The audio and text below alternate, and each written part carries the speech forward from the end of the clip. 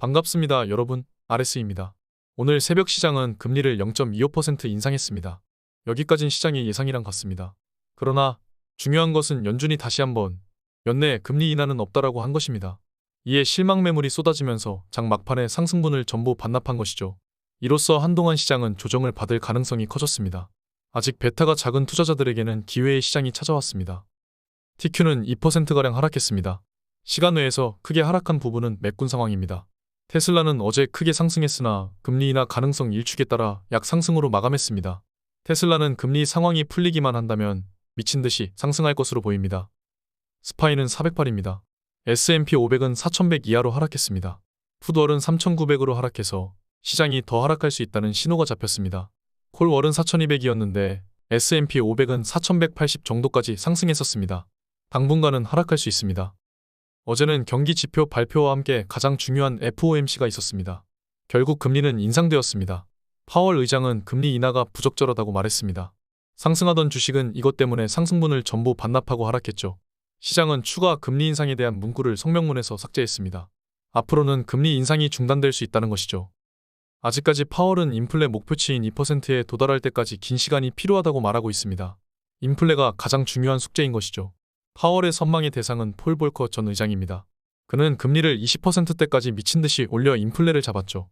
파월에게 중요한 것은 인플레 잡는데 실패한 의장이 아니라 인플레도 잡고 경기 침체도 안 일으켰다는 평가입니다. 침체를 회피한다는 표현까지 쓸 정도로 자신감을 내비쳤죠. 패드와치는 7월까지 금리 수준을 유지하고 이번에 하반기부터 금리를 내릴 것으로 보고 있습니다. 한마디로 FOMC를 정리하자면 금리 인상은 이제 없다는 것입니다. 성명문에 있던 금리 인상에 대한 문구가 모두 삭제됐습니다. 그러나 금리 인하도 없다는 것입니다. 지금 경기가 추락하지 않았는데 굳이 금리 인하를 할 필요는 없다는 것이죠. 지금 금리 인하는 시장의 폭등과 물가 상승 요인으로 작용한다는 것입니다. 딱 할 만큼 했습니다. 그러나 지금의 은행권 붕괴처럼 신용경색이 추가된다면 금리 인하에 대한 무게를 실어줄 것이라고 말했습니다. 한마디로 아직 덜 맞았다는 것이죠. 정말 금리 인하를 하려면 은행도 더 크게 부서지고 주식시장 또한 박살이 나야 한다는 것입니다. 지금 주식시장은 연내 금리 인하 기대감에 이미 많이 올라 있는 것이 사실입니다. 또한 은행은 추가로 파산을 예고하고 있습니다. 패귀스트 은행은 장이 끝난 이후 시간 외에서 무려 58% 폭락했습니다. 다음 파산할 은행이 패귀스트 은행이라는 것이죠. 이미 BTFP에서 자금을 빌려가는 은행들은 공공연하게 돌고 있습니다. 그 사실이 투자자들에게 퍼지면서 다음 은행들이 타깃이 되어 파산 직전까지 가는 것이죠. 금리는 이제 다 올렸습니다. 그런데 인하도 없습니다. 지금 경기 지표들은 오히려 반등하는 그림으로 가고 있기 때문입니다. 물가는 쉽게 잡히지 않을 예정입니다.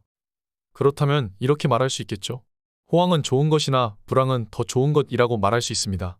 경기가 수축이냐 확장이냐의 사이에서 투자자들은 선택을 해야 합니다.